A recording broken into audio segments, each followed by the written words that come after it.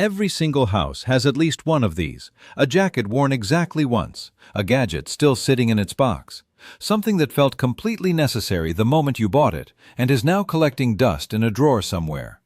That's impulse buying, and it happens to almost everyone.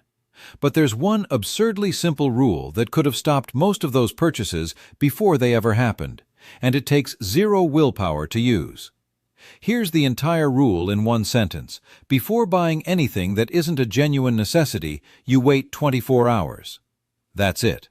No app, no budget spreadsheet, no complicated tracking system. Just a single pause, built in on purpose, between the moment you want something and the moment you actually pay for it. Sounds almost too simple to matter, right? But here's why it works so well. Impulse buying isn't really about the item, it's about a feeling. Something triggers a spike of desire, an ad, a sale notification, scrolling past something shiny, and in that exact moment, your brain treats getting it as urgent, even when it obviously isn't. The 24-hour rule doesn't fight that feeling directly, it just waits it out, because that specific spike almost never survives a full day. So let me ask you something, and actually think about it for a second. How many purchases in the last month were you already thinking about for at least a day before you bought them, versus how many happened within minutes of you first wanting them? Most people, if they're honest, will realize a huge chunk of their spending falls into that second category, the fast, unplanned one. Let's talk about the actual psychology behind why this works, because understanding it makes the rule far easier to stick to than just following it blindly. When you see something you want, your brain releases dopamine, not from owning the thing, but from the anticipation of getting it.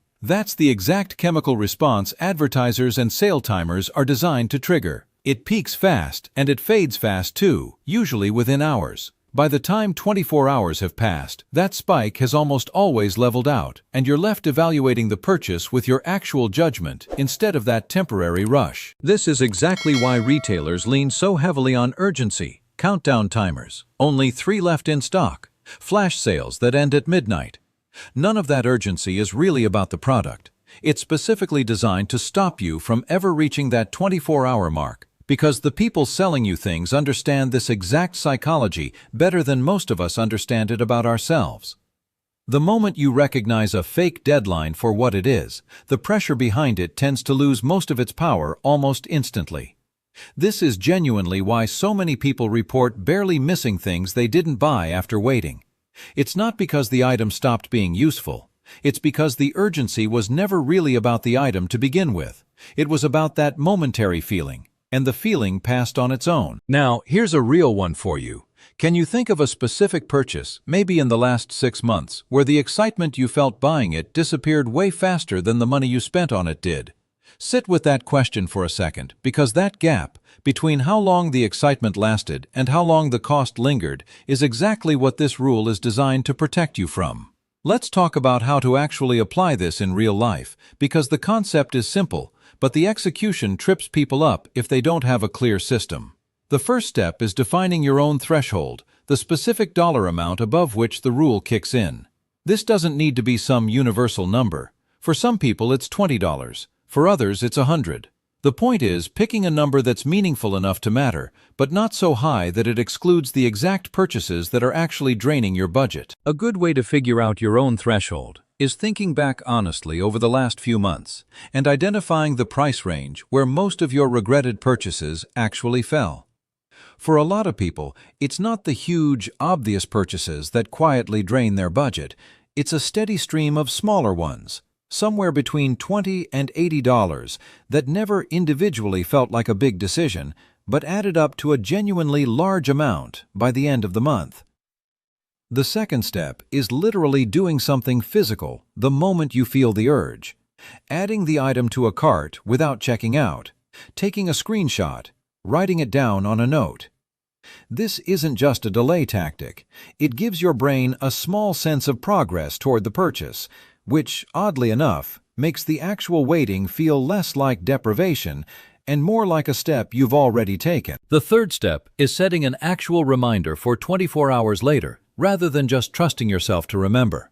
A lot of people skip this step, and it quietly undermines the whole rule, because if you never circle back to the decision, you've either forgotten about it entirely, which is honestly a great outcome, or you've just delayed the purchase without ever really evaluating it. A simple phone reminder, set the moment you feel the urge, closes this loop completely, so the decision actually gets revisited instead of just fading into the background, unresolved. Quick question again. When's the last time you actually set a reminder for something like this, versus just relying on willpower alone to make the right call in the moment? Because willpower is exactly the thing this rule is designed to remove from the equation entirely. Let's talk about what happens when the 24 hours are actually up, because this is the part people get wrong most often.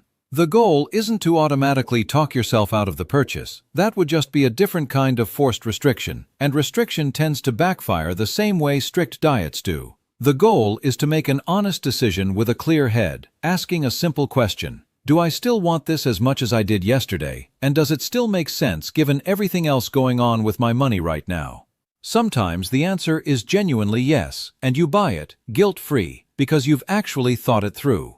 Sometimes the urge has faded completely, and you realize you don't even remember why it felt so important 24 hours earlier. Let's talk about a version of this rule for bigger purchases, because a flat 24 hours doesn't really scale well once you're talking about hundreds or thousands of dollars. A lot of people extend the waiting period based on the size of the purchase.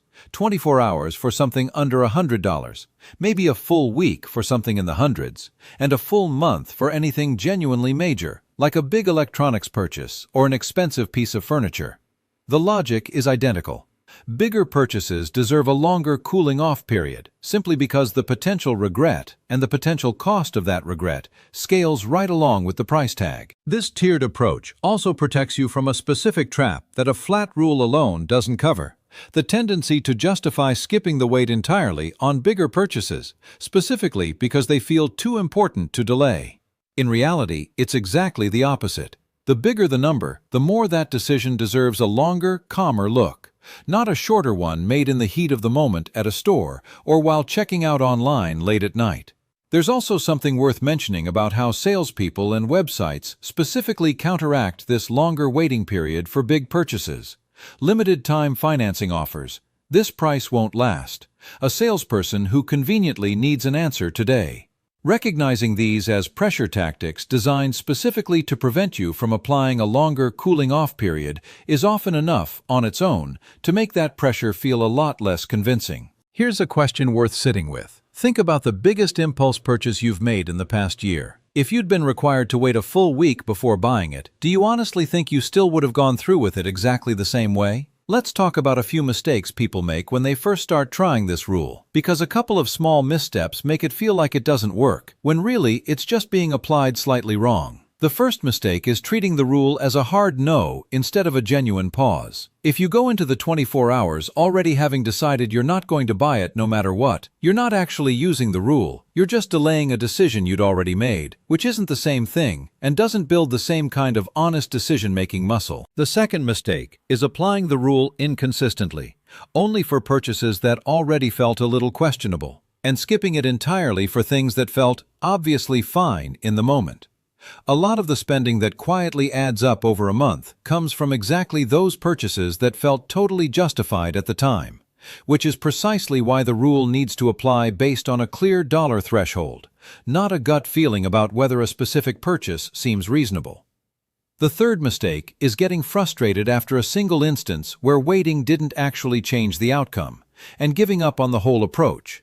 The rule was never meant to stop every single purchase. Sometimes you wait, and you still buy the thing, and that's genuinely fine. That's the rule working correctly, filtering for the purchases you actually still want after the initial spike fades, rather than filtering out every purchase entirely. Let's bring this back to you directly one more time. Think about your last 5 purchases that weren't groceries, bills, or something you already planned to buy. How many of those would have survived a full day of waiting? And more importantly, are you willing to actually find out, starting with the very next thing that catches your eye today or tomorrow? Let's recap everything we covered. The 24-hour rule is simple. Before buying anything non-essential, you wait a full day before deciding.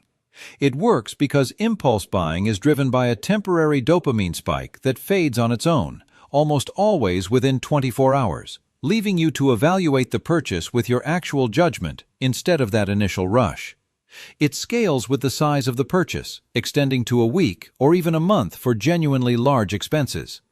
And it only works if you treat it as a real pause, applied consistently, rather than a disguised no, or a rule you only remember for purchases that already felt a little questionable. Remember this: the goal was never to stop you from ever enjoying a spontaneous purchase again. It's to make sure the purchases you do make are ones you actually still want once the initial spike of excitement has passed, instead of ones that only felt necessary for the 10 minutes right after you first saw them. This one habit costs you nothing to try, requires no app, no tracking, and no real sacrifice. Just a single day of distance between wanting something and actually paying for it, which is often all it takes to tell the difference between something you genuinely value and something that just caught you at the right, or really the wrong moment. If this video actually made you rethink your last few purchases, hit that like button and subscribe, because we cover practical, no-fluff money habits exactly like this every single week. Drop a comment and tell me, what's the one thing sitting in your house right now that definitely wouldn't have survived this rule?